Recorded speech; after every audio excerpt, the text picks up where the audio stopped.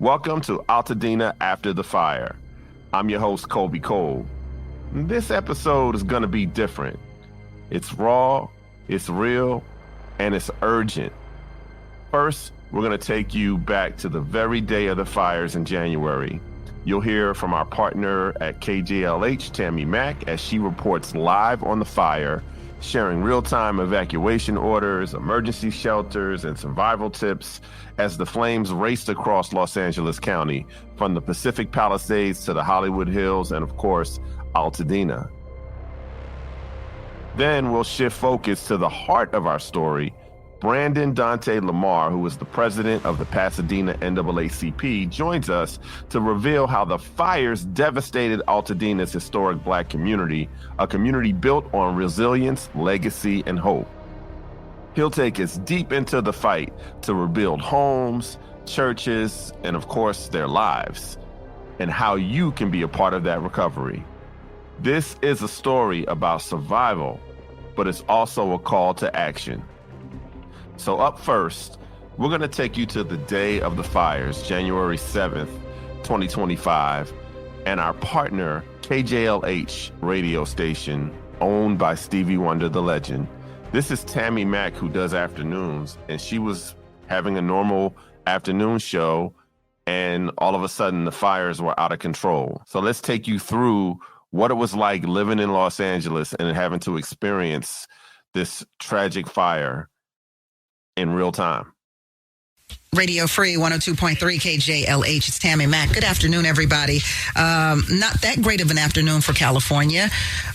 Los Angeles, I'm sorry. Yes, for Los Angeles County. Not that good a day for us. A lot of people woke up to darkness, just completely darkness across the sky from the Pacific Palisades fire. It has been the worst fire that LA County has witnessed. Yeah, worst in history. There have been people who live in Pacific Palisades said in 33 years, I've never seen anything like this. The news sources, I think, have taken the lead from one woman whose house was destroyed that said it was an apocalyptic scene. And so now the news reporters are calling it apocalyptic all across the news stations. Fires have burned homes. Fires have burned apartments. Yes. Fires have burned buildings and businesses. And there are evacuations still intact right now. As a matter of fact, there is an evacuation for Santa Monica. Wow, that's kind of close. Yes, Fox 11 is saying leave immediately. Santa Monica expands its evacuation order for all areas north of Montana Avenue from the beach to 11th Street. The beach to 11th Street due to the Palisades fire. Never seen anything like this, Tammy Mack. This is definitely something that, man, I want to share with you evacuation shelters. Okay. So if you know someone or if you are someone who needs to be evacuated and you need to know where to go, I'll tell you where you can go. Animal shelters as well. Lots of people have animals and they have no place to put their animals. So I'm going to give you those. So evacuation shelters, let's start there. El Camino Real Charter High School in Woodland Hills. That's at 5440 Valley Circle. That is an evacuation shelter. Pasadena Convention Center is an evacuation shelter. That's at 300 East Green Street in Pasadena. You know where that is. Westwood Recreation Center on Sepulveda. Richie Valens Recreation Center, Laurel Canyon Boulevard in Pacoima. And then Sepulveda Recreation Center on Kester in Panorama City. So one more time for the evacuation shelters. You've got the El Camino Real Charter High School in Woodland Hills. You've got the Pasadena Convention Center in Pasadena. You've got the Westwood Recreation Center in Los Angeles. You've got Richie Valens Recreation Center in Pacoima. And you've got the Sepulveda Recreation Center in Panorama City. If you have animals, you don't know what to do with them. Yes. Here's where you can go for animal shelters. If you have large animals, Los Angeles Equestrian Center, that's in Burbank. Pierce College Equestrian Center is in Woodland Hills, and the Rose Bowl Stadium in Pasadena. All of those for large animals, if you have large animals. And then if you have smaller animals that need some type of shelter, Agora Animal Care Center, Agora Hills, Pasadena Humane Society in Pasadena, and at Compton Cowboys is offering horse hauling emergency assistance. At Compton Cowboys is offering horse hauling emergency assistance. Unfortunate news because the fire has become deadly in Eaton as Eaton fire burns 10,600 plus acres in the San Gabriel Valley. 10,600 plus acres in the San Gabriel Valley. 5 people have died in the deadly Eaton fire. So this is not looking like it's going to get much better anytime soon. Yeah, it doesn't seem like it's slowing down at all. Officials are asking that you boil your water for the next few days. Okay. Because of the soot, the ash, and things that have the smoke and the fire, toxins will be in California's water. Okay. And so they're asking you to boil your water. The reason that you see people on television wearing masks is because of the toxins in the air. So officials are also asking that you wear masks to prevent the toxins in the air getting inside of you. Okay. I don't know how many of you remember when the Twin Towers were destroyed. Yes, and the planes ran through the Twin Towers on 9/11. Right. A lot of those firefighters that were helping ended up with lung issues, and a lot of them died from the smoke and the toxins that were in the air. Yes, absolutely. And not necessarily from the day of, but for the following days. Absolutely. So be extremely careful about that if you can. Okay. They're asking that if you have an air conditioning system, change your filter regularly, keep a high efficiency filter on hand, and also you want to not turn on your AC or heat. Yeah, because the quality of the air is so bad. And if you have humidifiers, use your humidifiers. I think I'm going to have to go out and buy a humidifier. Now, do you have a generator at the house? I do not have a generator. So they're saying if you plan to, use a generator during this, kind of have that generator safety ready because you just never know what's going to happen. So get your generators together. It says that generators produce toxic carbon monoxide gas that can kill you. So only use your generator when it is outdoors and at least 20 feet away from your home. That way you ensure that you have working carbon monoxide detectors near every sleeping area in your home. Sometimes that puts you to sleep. Absolutely. And, the gas puts you to sleep and you can't tell if there's a fire or something popping off in your house. Exactly. So what I'm trying to do all day is to keep you updated on the things that you can do to maintain your safety and to maintain those that you know who need shelter. So that's going to be my purpose today, to make sure that everyone knows where these shelters are, that everyone knows what steps to take to be safe even after the fires are put out, and to keep you abreast on what our officials are saying as the days move on. They're saying that the winds will probably slow down somewhere tomorrow.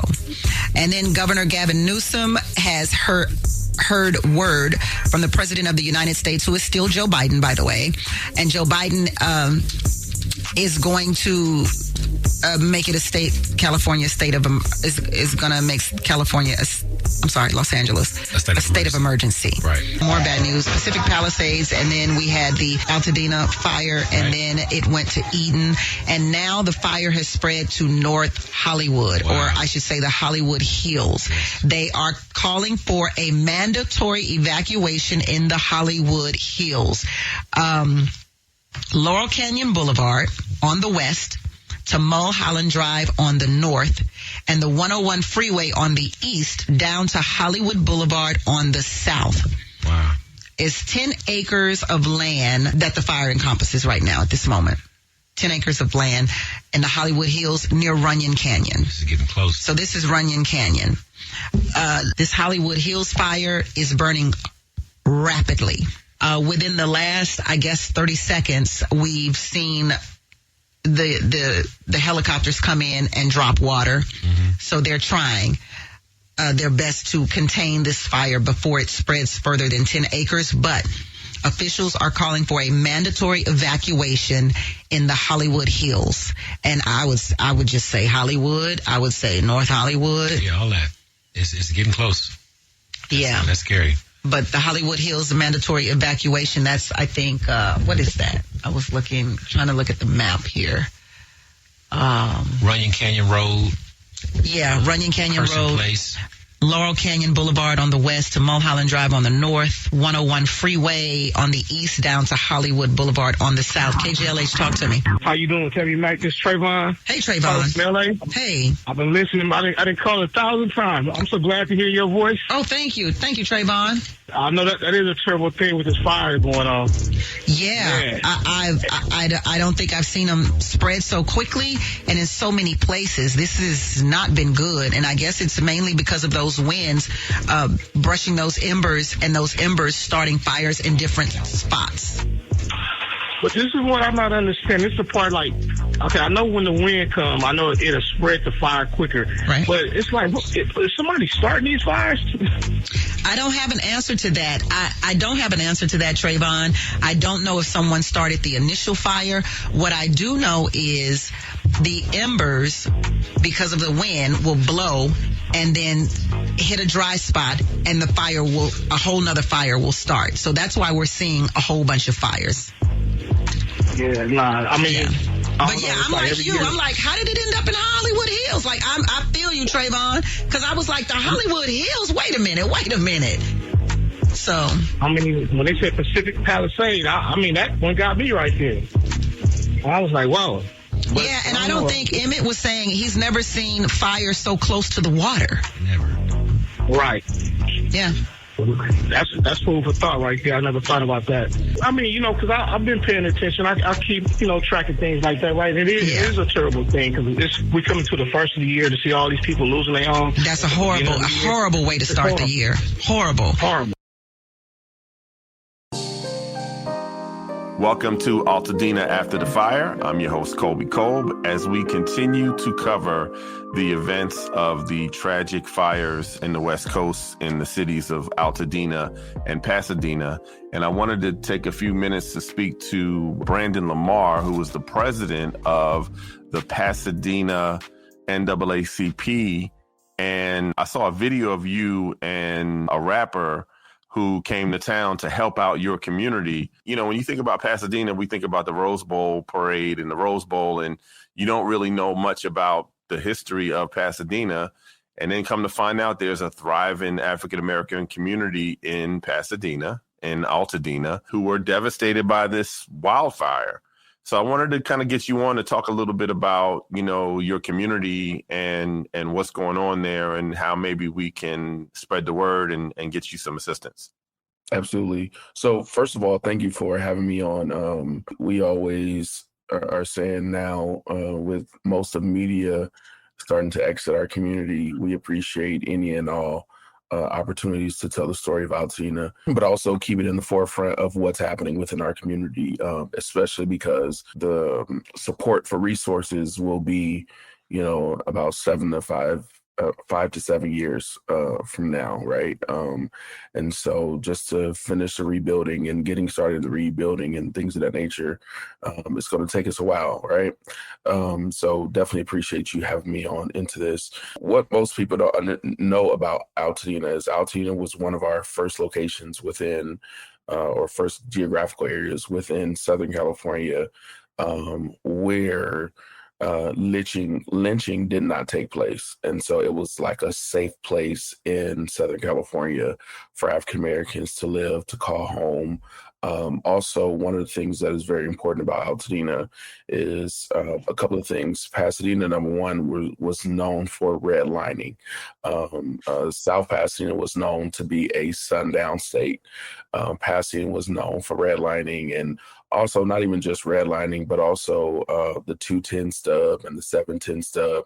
Families was displaced by eminent domain because of those areas in the 50s and the 60s. And so one of the only places, very few places, that African Americans were able to move to was Northwest Altadena.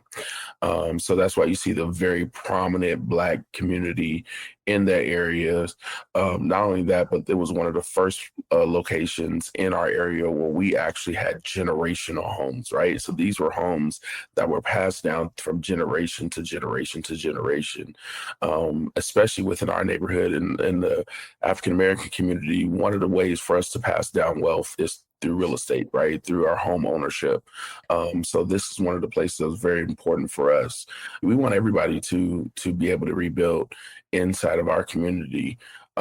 But we are putting an emphasis on Black Altadena, Black Pasadena, because over and over again, we've seen throughout time that, when it comes to disasters don't discriminate, but we know that recovery does. But in this moment, in this time, everybody is raising funds, everybody is doing relief efforts, but we want to make sure that those relief efforts and those funds are going directly to the families and the organizations who are supporting those families at this time. So the fires happen, and talk a little about the damage that was caused to the African-American community. So you guys are about 10% of the population of Pasadena, somewhere around there. So Pasadena and Altadena are two different cities. Mm-hmm. Pasadena is a municipality, so we have our own city council, own police, fire department, we're on our own water and power, things of that nature. The Rose Bowl, Tournament of Roses, all of that is in Pasadena. Mm-hmm. The difference between Pasadena and Altadena is just one block. One side of the street is Altadena, the other side of the street is Pasadena. Okay. And so Pasadena, at one time, we did have a thriving African-American community. Pasadena at one point was about maybe 15 years ago, we were 21% Black in Pasadena. Now in Pasadena, we are about 6% African-American. So where did everybody go? Couldn't afford it anymore. So a lot of our community members have moved out to either San Bernardino, Palmdale, Lancaster, or even out of state, Texas, Las Vegas. But speaking to the city of Altadena, which if you look at Altadena, it actually makes Pasadena look like we have way more African Americans than we actually did, mm-hmm. because we were really two cities within one space, right? So the city of Altadena has about maybe 20% of African Americans total population within the city of Altadena. But even within that space of it, 80% of those African Americans lost their home within this fire. Not only within that space of it, but we also lost 10 churches within this fire. We also lost 5 schools, public schools, within this fire. There was a charter school, Black-owned charter school that we lost as well, right? Most of our small mom and pop business owners who are Black and brown, they lost their businesses as well, their inventory. So when we talk about the damage and the impact of it, not only that, but the difference between Palisades and Eden Canyon fire, at the Eden Canyon fire, it was mostly homes and structures that was burnt in the Eden Canyon fire. Look at Palisades, even though they had some homes or structures that was burned, it was mostly land that was burned in the Palisades fire. And so that's really the differences between our community. Another difference between the communities is in the prominent Black area, we have found, and it has been noted and spoken up for, even in our local politic groups and our local officials, elected officials have even been talking about this. But a lot of our community members in the African-American community was not told to evacuate in enough time to even, number one, save their property or to even gather anything. Literally, most of the African-American community in Altadena was told to leave their homes between 3 and 4 o'clock in the morning, which, I mean, I know myself, I'm getting my third wind of sleep at 3 and 4 o'clock in the morning, right? Right. And so you have a lot of people who missed those alerts, who, if it wasn't for family members or if it wasn't for the smoke that came into their homes to wake them up, we would have a much larger death toll. I think at this point we had about 15 to 16 people who had passed away, and most of those people had passed away in their sleep because they slept through the fire. It's terrible. You talked a little bit about the history of Pasadena, Altadena, about wealth. That, your house was your wealth. And we all know that California is one of the most expensive places to live in America or in the world. Was there some significant gentrification happening in these communities as well? I mean, Pasadena, you saw some gentrification, not really Altadena. Altadena was, it's that single family home. That is really what our concern is right now, right? Let me back up a little bit. Within Altadena, after the fire, we're starting to see a couple of things. So number one, we're starting to see that the majority of homes that was there were underinsured, right? And so they did not have enough insurance. Number two, we're starting to see that the big population of the Black community did not transfer wealth or did not transfer their deeds from grandma or mom to the next person, next living relative. And so we're dealing in that issue right now as well, from the transferring of the deed going to the next of kin or next person who owned the house. So people would die and then the people would just continue living there, but nobody would ever handle the paperwork on the ownership of the house. Oh. Exactly. Yeah. So we're working on legislation right now with one of our senators, our senator in the area, Sasha Renee Perez, and our LA County assessor, Jeff Prang, so that families can actually fast track that paperwork and that document, and also so that they won't get back taxes on those documents. And so you can actually get back taxes, I think, up to 8 to 10 years for not transferring those documents, which would literally take people out of their homes by itself, right? And so we're working on legislation right now that we just co-signed to be able to fast track that and also to cancel out those penalties for those families as well. And so we're dealing, that is something that we're constantly dealing with in space and time as well. Before the fire, Pasadena, Altadena, Southern California had a housing crisis. Now, after the fire, you have so many people who are displaced from their homes. We're even way more into a housing crisis that we were even in before the fires, right? And so, you have people, you have family members, you have seniors that are looking for homes, that are looking for housing, and they literally are paying their mortgage on top of rent, right? Or you have seniors who have been living in their homes for 40 plus years and who've had a set mortgage for all that time, having to now qualify for a long-term temporary lease and have to make 3 times the rent. It's impossible for that to happen, right? Yeah. And so there's things that we really have to work on because there's a lot of issues that are coming after the fire that we just were not prepared for. What are the plans for ensuring that we keep this community together? Yeah, so there's a couple of things. Number one, legislative, right? We have to work with our legislative bodies. Number one, Sasha Renee Perez. I told you about the bill that we're working on with her right now. We're also working on the bill with John Harbedian that will, right now, our governor put in an executive order that would stop loan payments for 90 days. With the bill that Assemblymember John Harbedian is creating is that it would allow families to skip those payments 180 days per need, right? And so after that 180 days, if you still need another deferment, you can get another 180 days until I think it's a year. So that's another thing that we're working on is those deferment payments to make sure we put that in legislative works. Some of the things that we're doing locally, I also sit as the vice chair of the Pasadena Rental Housing Board, and we just passed an executive order or an emergency order to send to our city council for units such as hotels and Airbnbs to allow families to stay longer than 30 days inside of those hotels. As of right now, because of laws, most of our hotels have been kicking families out after the 30-day mark, because once you stay longer than 30 days, you're now considered a tenant. So now we've canceled that out. And so now families are able to stay up to a year without having that tenancy or even being able to kick out because of the emergency need of housing that we have right now, right? From the response side, I started the Dena Relief Drive, and the Dena Relief Drive is the first and the longest lasting resource drive that we've had since the Eden Canyon fire.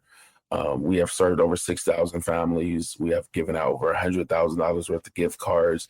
We have placed over 130 something families within temporary housing during this time, and paid for those temporary housing during this time as well. And I mean, we've given out cars and so many other things just to make sure that the immediate need of our families are taken care of.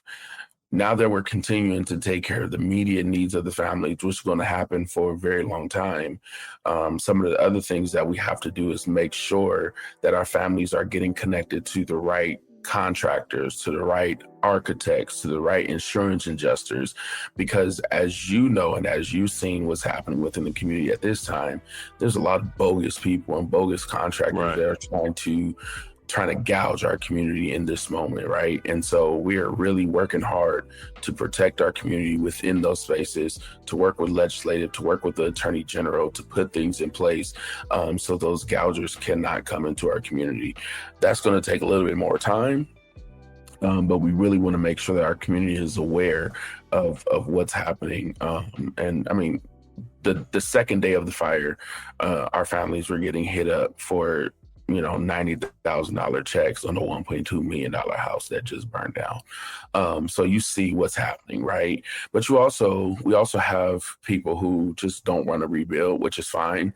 And we're working with organizations like Greenlight Housing Foundations, who actually it's Black-owned organization, and they actually have a land bank and a land trust to be able to hold and buy homes from people who don't want them, or land for people who don't want them, and to actually resell it back to families for affordable housing for single family homes. And so there's systems that we're putting in place, but this is something that we've never been through. Hopefully we don't never have to go through it again, but we're really trying to find our way through these waters.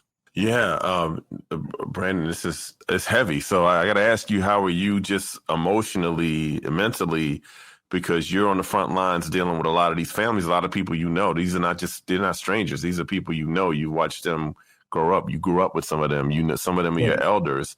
What's the mental state right now? I think I'm all right. Mental health is some of the things that we've been thinking about really deeply within our community. I've given about maybe 5 to 7 tours of Altadena. I was up there the day of the fires. I was up there the second and third day of the fires. And so it is a mental toll that takes on us. And just after, I just did another tour of some funders on Friday, and after the tour was over, the bus drove away, and I just looked around like, man, this has really happened, right? And so every single time I go up there is in a space of disbelief, but also, if I can just be honest and real, I don't really know how we're going to rebuild.